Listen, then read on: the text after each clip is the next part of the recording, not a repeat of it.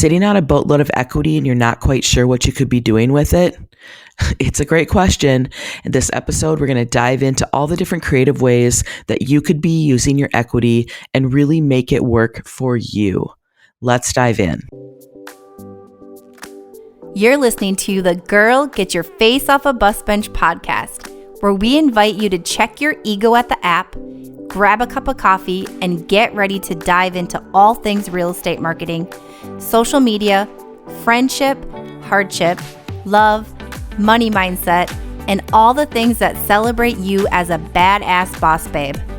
We're here to encourage you, show up for you, give you a loving kick in the pants when you need it most, and be your soft place to land on the hardest of days.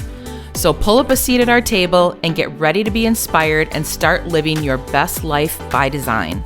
Welcome to the Girl, Get Your Face Off a Bus Bench podcast. We are so excited you're here. Okay, girls, let's dive in.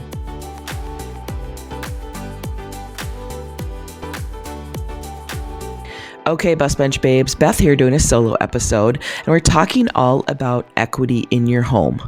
So many people are sitting on just buckets and buckets of equity right now with the last few years and how real estate has been so insane and values appreciating like nuts all over the country. And we've seen a lot of it here in the Twin Cities, Minneapolis, St. Paul area. A lot of times people are like, well, like, what could I be doing with this equity? And a lot of times people don't know all the options that are available to them. So we're going to break it down. Like, what are some things you can actually do with your equity that really make sense and aren't just a way that you are like squandering it, but like truly a way that you're making your money work for you. My business coach, Ferry, said a number of years ago, and this just stuck with me.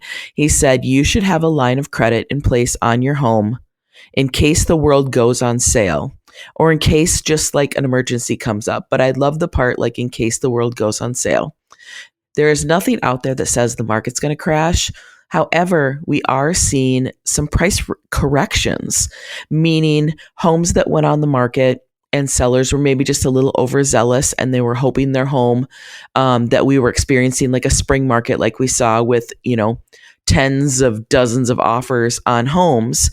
We aren't seeing that right now. There still might be those properties that have multiple offers, but a lot of homes are not seeing that.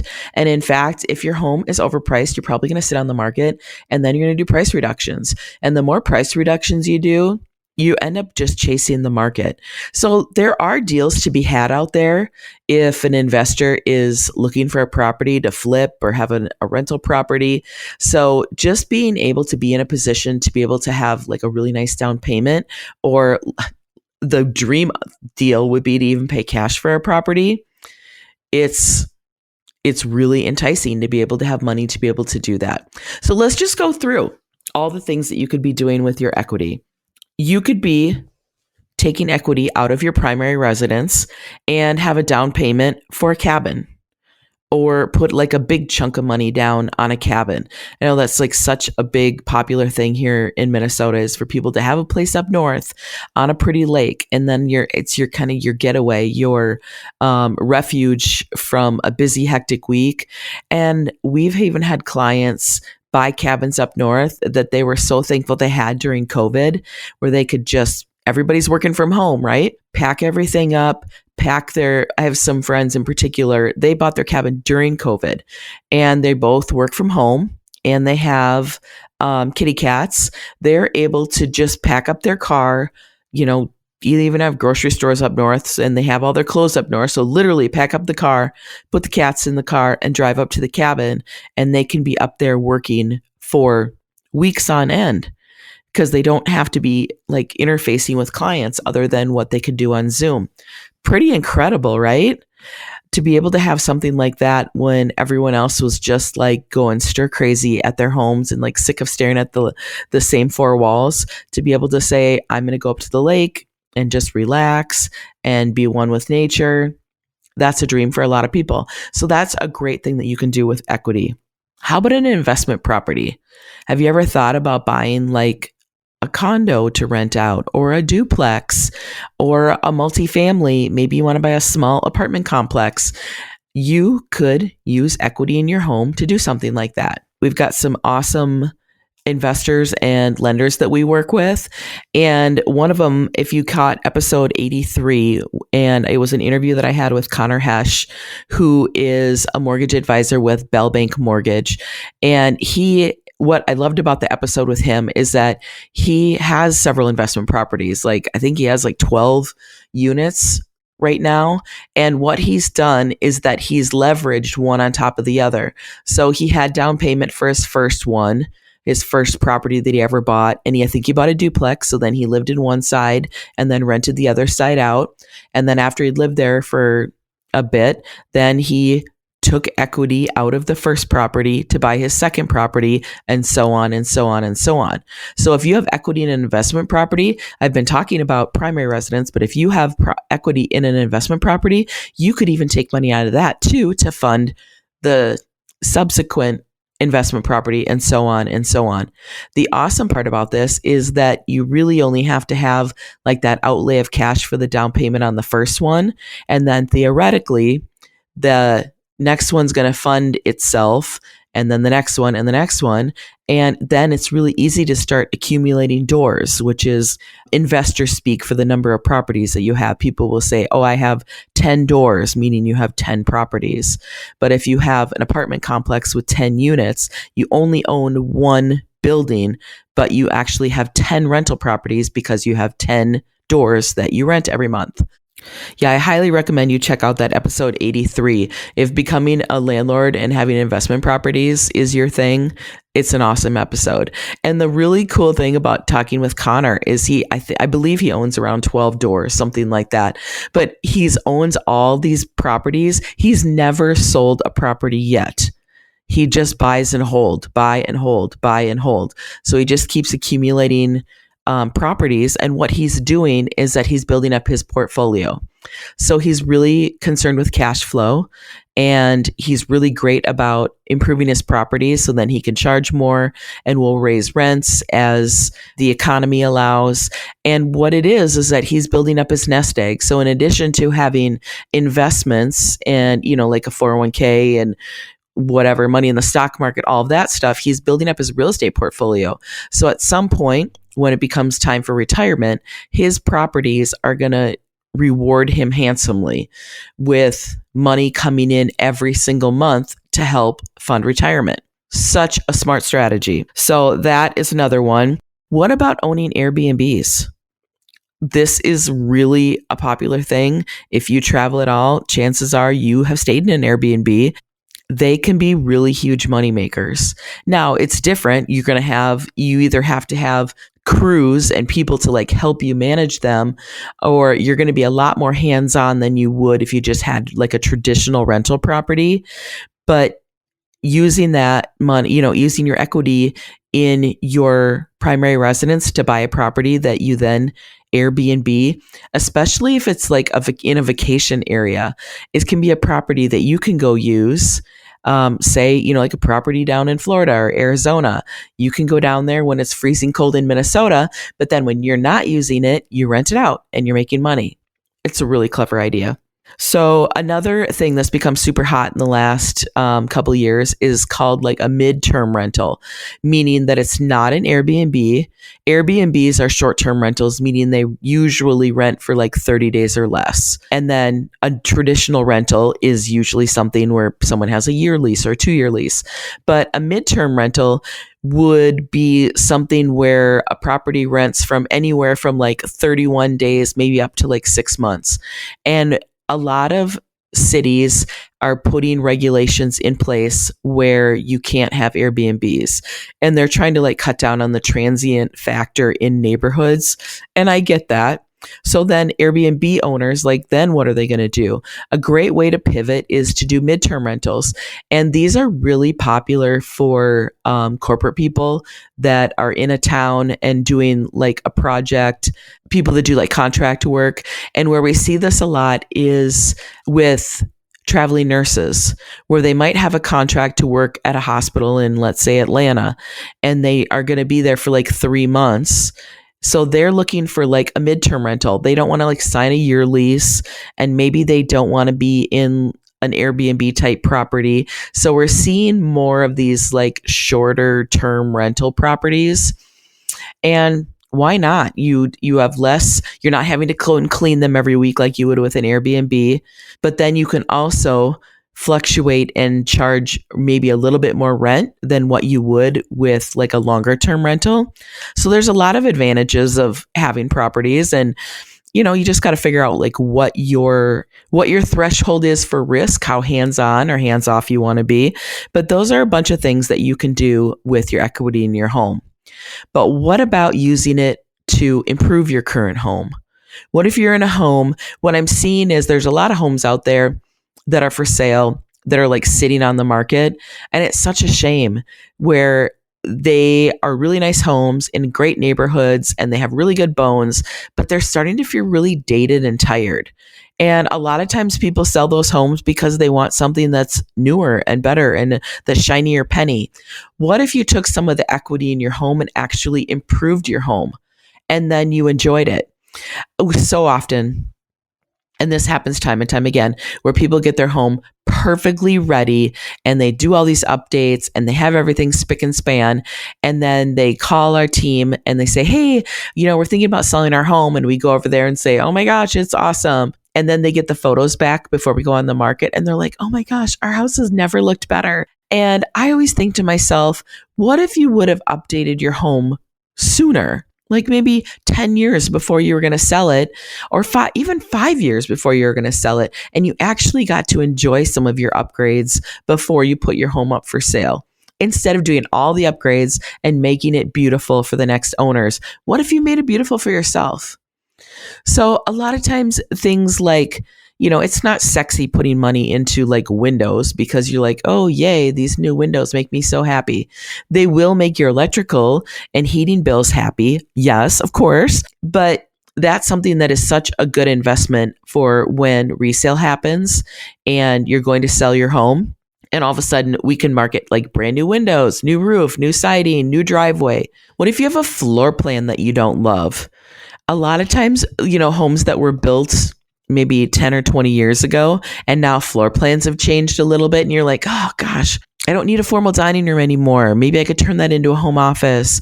Or I wish my kitchen had a better layout or a better floor plan. Why not take some of your equity in your home and reinvest it back into your home so you can have a home that you love again, and it's beautiful and current, and you're making it be a place that you really want to spend time. And then when the time comes for you to sell your home, you have a home that is a lot more saleable and it's worth more money. Great idea, right? Mark and I have a line of credit on our home, and we have literally had it sitting there for 2 years, I would say. I think we got it end of 2019 or beginning of 2020. And it just kind of sat there doing nothing. So the great thing about a line of credit is that if you're not drawing any money on it, it just sits there, kind of like a credit card. If you have a credit card, but you don't use it, it just sits there until you need it. So that's a great thing, is that it does not cost a lot of money in order to get one in place. The biggest expense is paying for an appraisal, but it's great just for peace of mind and just to have it in case something comes up. So our line of credit had been sitting there for like roughly 2 years. And I was flipping through MLS, multiple listing service, looking at properties for buyers, like I'm always doing. And all of a sudden a property popped up. It was a condo, and it was in a building that I was really familiar with because I've already have had clients move into this building before. Super convenient location.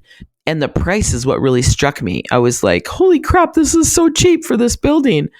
And I was looking at it, and the whole entire place was gutted. There was no flooring in there. It just was in a pretty rough shape. And so it's not a property that would have qualified for traditional financing. It was a property that was really just only open to cash buyers, which generally means investors. And so I scheduled an appointment to go see it. I buzzed up there like literally within minutes of seeing it online. And then I called my parents and I called my hubby and said, hey, what do you guys think about an investment property? Everybody was on board. And so we made an offer, and it ended up being a cash offer because we were able to use our money from our line of credit. So even though that is considered a second mortgage on my primary residence, when I'm using that money, it looks like a cash offer because I'm just drawing money from one place, and then you just show up with a check at closing to buy the property. So we won the bid and bought the investment property. We took about 6 weeks to flip it. And if you follow me on like my private or my personal Facebook page and Instagram page, you totally saw all the pictures this spring of my parents and hubby and I doing our first flip. We hadn't done a flip in like at least 10 years.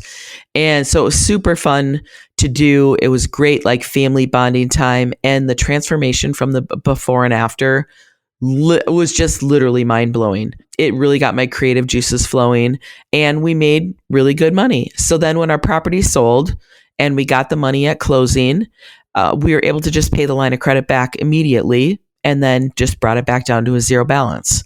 So we had a payment on it, it's a pretty small payment, of course, because it was in the spring before interest rates went up, but it was a very, very minimal payment to be able to use that money for a couple of months. And then when we were done using the money, we paid it back. And then we were able to make money off our line of credit. And, they always say, like, if you have money, like a great way to make money is to have money and then be able to use it to make more money. That's essentially what we did. And it was awesome that we've had all this equity sitting in our home for a really long time. And it was fun to say that we were able to use it and to have it be a business deal and make more money. So that's the moral of that story. Something though that I want to caution you against is back in the day, before the mortgage crash in 07, 08, I don't know if you know, but I was in the mortgage business back then. I was in mortgages and real estate. Back in the day when you could do both, I did both. And what I saw so many times is clients that would come to us at the mortgage company and say, I'd really like to do a cash out refinance, meaning you would do a refinance and then pull cash out of your home or get a second mortgage and have the line of credit, like we're talking about this whole episode. But people were not using it to make more money. They were using it essentially like an ATM and using their home equity to survive. And if you're using that as just like a short-term means to an end, I get it. But if you're using that to fund a lifestyle that's not realistic, and maybe you're just really have this need to like keep up with the Joneses, that's when it can become dangerous. And we saw all the foreclosures in 07, 08, and like the aftermath of the market crash 07, 08. And for the years following that, like the foreclosure rate just went up and up and up. And the reason someone goes into foreclosure is because they owe more on their house than what it's worth. So if something, God forbid, the market were to do any big major shift and you were to lose some value in your property, and yet you've been taking all of your equity out of your property to perhaps fund a lifestyle or buy a car or buy a boat or go on vacation and all of those types of things, it really could put you in a bad position where all of a sudden you're upside down. And really the only way for you to get out from under it, outside of like living in your home for years and years and years. But a lot of times at that point, people just simply can't afford the payment, is to have a foreclosure. And it ruins your credit. It ruins your dignity. There's a whole bunch of things that I could go on about, like how foreclosures really can mess people up. So that would be my big cautionary tale, is that if you have a line of credit, just be really mindful of how that money is getting spent and where you're putting it to use or not put it to use. But a home equity line of credit can be a really good thing. And if simply for nothing else other than peace of mind, that's priceless in and of itself, because you're not paying anything to have that line of credit sit there. And for a rainy day, ours sat there for 2 years before an opportunity presented itself. So if you want to talk more about what it looks like to have a line of credit, if you're in the Twin Cities and you would love a recommendation for an awesome bank that is wonderful at setting up lines of credit, reach out. Shoot me a message on our Bus Bench Babes page, and I would love to put you in touch with an awesome loan officer that could get you a line of credit. So, but if you want to pick my brain on what it looks like to use a line of credit, or does it make sense or does it not make sense, I would love to chat with you. Or if it feels like it's out of my wheelhouse, I would love to put you in touch with Connor Hesh, who uses lines of credit all the time and helps a bunch of clients use theirs to their benefit. So I just bombarded you with a bunch of information, and I hope this answered some questions for you. Like, what could you do with all this equity sitting in your home that you've accumulated the last few years? It's awesome if you could use it to actually make more money, to create a bigger future, to create generational wealth ongoing. A lot of different ways that you can use it that really could make a lot of sense for you. So any questions, reach out. I would love to have a conversation with you and put you in touch with people that could even take the conversation even further. So until next time, Bus Bench Babes, keep your face off a bus bench and keep being the badass boss babe that you are. Okay, girls, are you feeling as inspired as we are?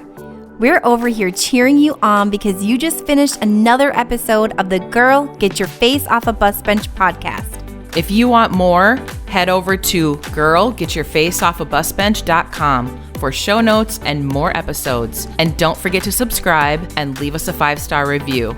They mean the world to us, and they're what keep us going. Girl, thanks for being here.